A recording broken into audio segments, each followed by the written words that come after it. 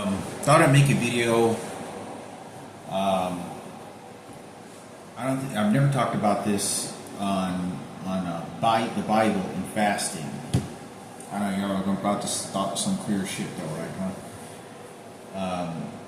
Anyway, because I was thinking, because I watched Johnny Chang, who was this Chinese guy, and he went to prison, and he said that he went to prison for a while, and he said he got like 25 fights in prison and tattoos, and he's a full-blown like he explains the Christianity, the Bible in very good terms, very well elaborate and very well spoken, and that's a very key role in communication, especially his body language and sort of his interpretation. And I think he has a good balance of distance between the people he talks with. So he's sort of telling people, to let them enrich it in themselves with this the Word of God, right? And everybody has their perceptions and interpretations of it, but I haven't heard anything about this Bible fasting or whatever. But this is my understanding of it, as growing up as a kid as well. When I was young, I do remember. With the Bible fasting, it was something that I did pretty frequently at times, and it was a habit because, when you're very young, when you're like 13 years old and you're like 14 years old and 15 years old, your metabolism is moving so fast all the time that you really don't need as much as fuel as your body can really handle or take. You can handle smaller portions of food, and just due to some genetics that, especially when you're young, if you're like a 10-point genetic being from 0 to 10, when you're 15 years old, you're hitting your genetic 10 point. My genetic 10 point, it may be a little bit different, meaning just the gauges of how human being is developed, right? And there's all sorts of ideas to this, but obviously that goes with hair growth, puberty, strength, muscle, and how you condition your body. Some people can handle starvation much more better than others, even though some look healthier that can handle it more. And it's due to people's different body structures.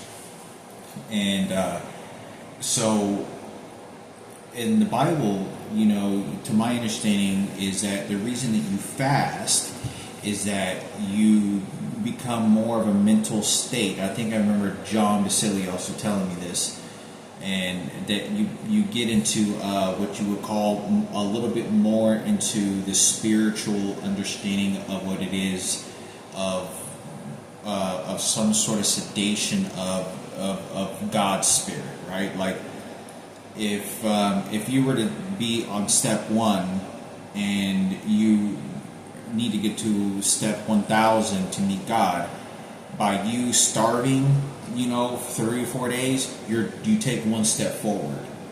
And that spiritual essence of physical being, feelings, and mental being, the fact that it's because you're becoming less of the earth and more of a spiritual sort of, not seance, but sort of like more of in a spiritual sense. I'm not trying to think of the correct word. I think spiritual sense is the correct term of it, of not so being bound by the material things in this world, and that is materialistic, including food, because you become that of the flesh. And I don't know exactly the words, so don't quote me. I don't understand. I'm not trying to quote anything exactly of the Bible, because I really don't read it and study it. So, but this is all through history and the things I see on videos and when I did used to read and what I do recall. But it's supposed to put you in the more state of mind. Like the reason that Jesus was, to my understanding, the reason Jesus, I know, was tempted was in the mountains for 40 days and was it 40 nights, which I thought it was less than that. I don't know, but yeah, it was for 40 days and 40 nights, was because it put him in a very mental, deep, deprived situation where then it arises his understanding and cleansing, and it cleanses, to my understanding, the body spiritually as well. it helps do some sort of spiritual cleansing, but most of us always understand that as a physical cleaning, not the spiritual part. But that was my understanding, that it does some sort of spiritual cleansing, and you become more not of the earth, bound of materialistic things and food. Because when you eat lots of food, you gorge on something your body doesn't need, and you have plenty to survive and plenty of food. You're overindulging in something. And I remember that as a kid, and I did believe that there is a sense that you can become sort of addicted to this. Well, I don't need that much food to eat, and you sort of get into this mental state that feels a little bit different, and you do feel a little bit different. It's just it does, and I do understand that used to a pretty good grip of understanding and believe that brings you closer to an understanding of the spiritual essence for that moment in time. That when you fast, you cleanse your body, and that's why Jesus was tempted by the devil in the mountains. Because he was going through that, and he was trying to catch him at his sort of weakest points of life. And so, and I don't recall what else the Bible. There's all kinds of stuff in it that I don't understand or have read or can't recall right at this very moment until I'll probably heard it again. But that's what I wanted to say about that, is that it puts you sort of in more of a mental and physical well-being state of more spirituality than of the physical, because obviously Jesus, to my understanding, had died for the cross and for our sins, but not just for the earth, because we're sinners as flesh, but for the spiritual sense that we're spiritual souls that we are in our human bodies. And so it was a sort of a state of mind, to my understanding. So hopefully this makes sense in this video. I really don't understand the whole world of Bible fasting, but you are supposed to do it. You are supposed to be Bible fasting every so period of time, and it's good. And God would want us to do that. I know Mr. Carrera talked about he fasted a couple of times. It was like, man, I did for about a day and a half. While I was at work, man, I had to grab me some potato chips, and I was like, oh Jesus God, I need some food. I need some little help here.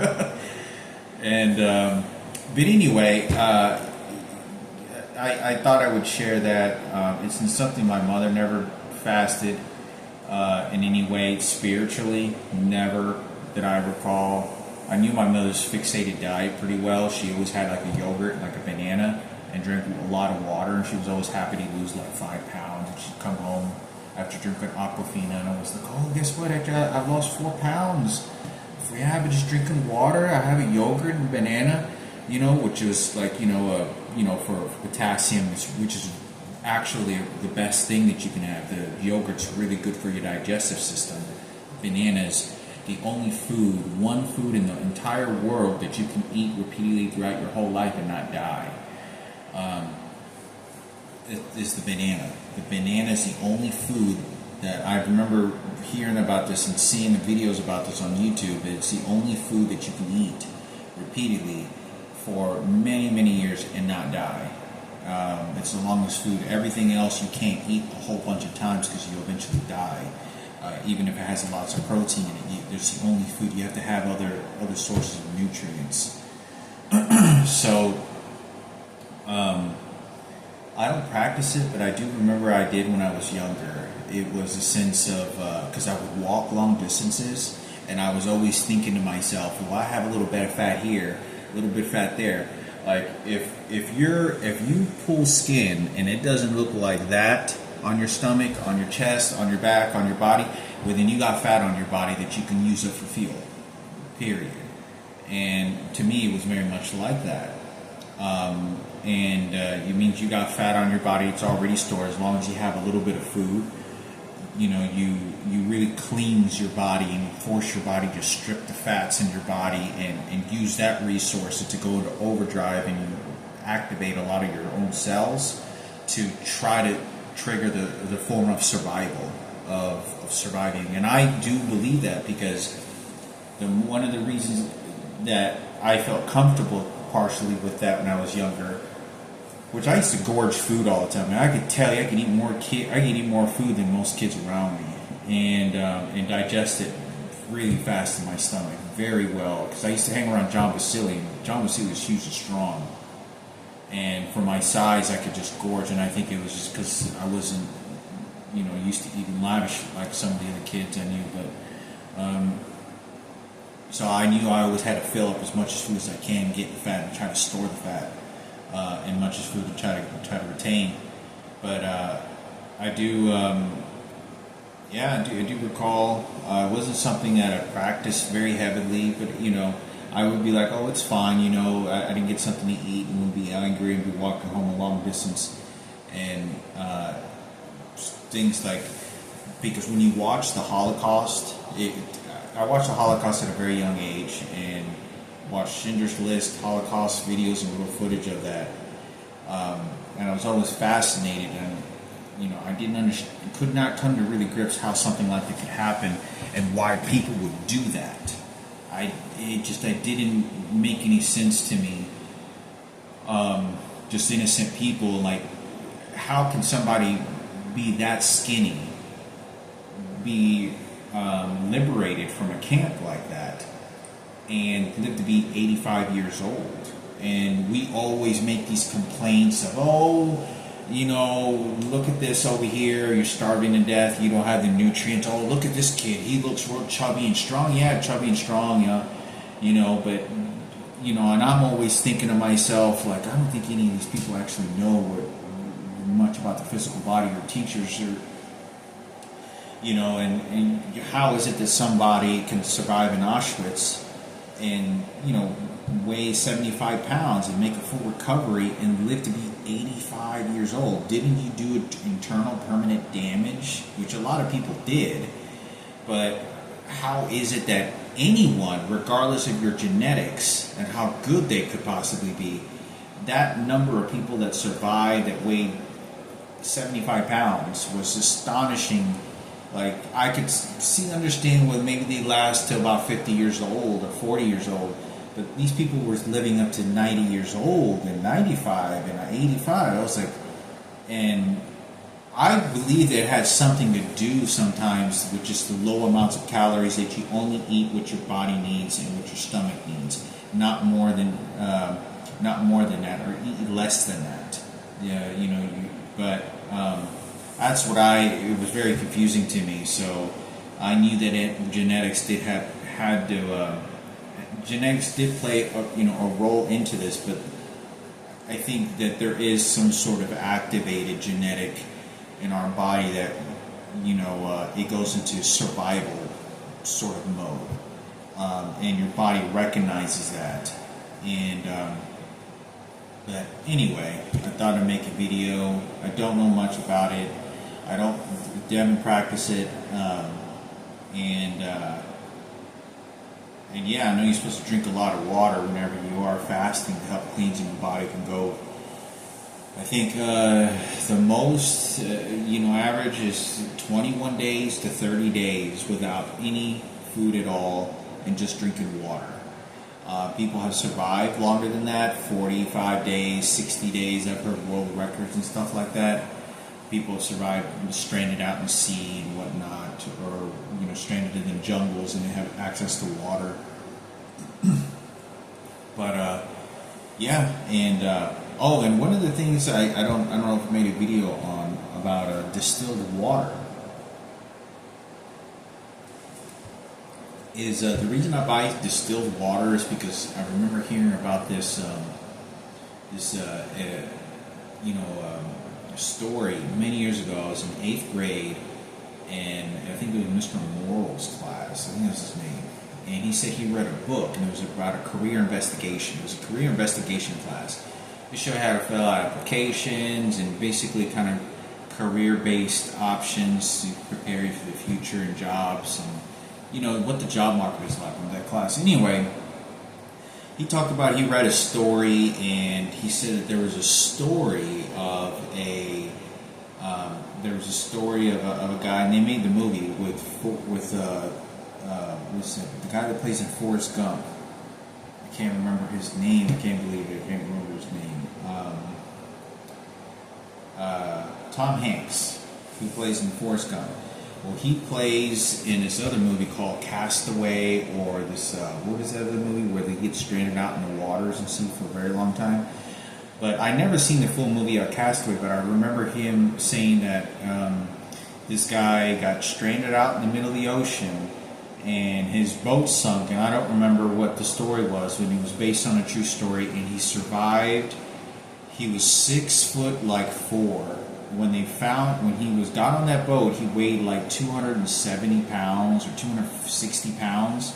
When they found him, he was 185. He lost over 100 pounds, and he survived out in the middle of the ocean on a boat raft, plastic air boat raft, for I think it was like 5 months or something. It was like 120 days. It was like 5 or 6 months this guy survived. And the way that one of the ways that he survived, you can't drink salt water. So what he did is he had very little clothes of anything to try to survive, and he made a sort of teepee looking tin can. And what he did is he waited for the water to get the salt water, and he'd wait for the sun to boil this or heat up the water, and he would get little tablespoons of water that the water would evaporate, hit the surface of the internal can that he made, and then the water would then seep to the very corners, like a little hat, and he would gather up and have a little small station where he would wait hours on end, so that he could get a couple of teaspoons of water that he was drinkable, and that's called distilled water, because it's evaporated from water, it goes into the air, and it surfaces accumulating moisture to an angle, and that's why it's called distilled water. Which to me, I don't know what the process of cleaning water is, but I do know that to me it seems like distilled water would be the most pure water you could possibly get, because it's going to the air and a contained environment, and it's at its natural source at a very molecular level. And I don't care for taste at all, as long as it's as pure as water as you can get it. I don't care about anything to taste. It really doesn't bother me very much. I really don't care at all. I prefer much more for it to be as pure as it possibly can for the body to absorb, cleans, almost kind of like the mountain water. The mountain water is the best. I remember that was like, they call it Angel Falls. But anyway, out in Valdez, but yeah, so and that's one of the reasons I do remember that, and this guy being stranded out in the sea, and talked about he had sharks, and he said sharks, when he was stranded out in the sea, were actually attacking his boat and punctured his boat. And he had, little tiny boats. This is like in the 60s. I'm going to say this is in the 60s or 70s, because it was in mid-90s when I was in 98.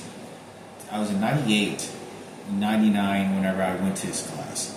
He told me he read the book, and it wasn't in the 90s. I want to say it was somewhere like in the 80s to 70s, maybe even 60s, but I don't even think it was somewhere in the 70s or 80s that this happened. And it was some tall white guy, and they found him, and he was like 175 pounds. He lost over 100 pounds, or maybe even skinnier, but he was like a toothpick.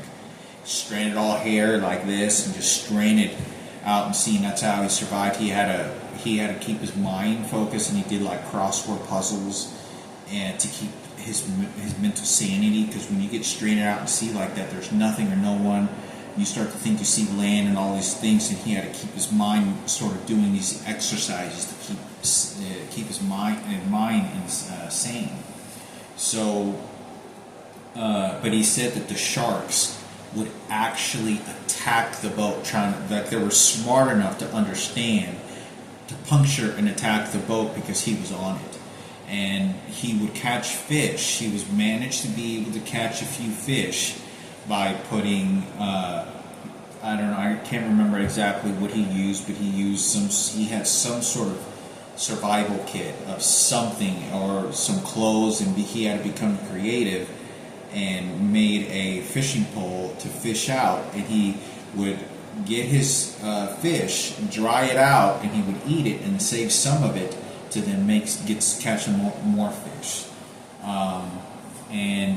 That's how he was managed to survive. But the water thing was the most survival way that he was able to survive. Is that's how he could get it. Is he made sort of a can with a sort of teepee looking hat deal, and the water would seep in. Every 8 hours he would get, a couple days he would get a couple teaspoons of water, and that's how he's able to get the water he needed to hydrate to survive. But yeah, that's what I do know about distilled water.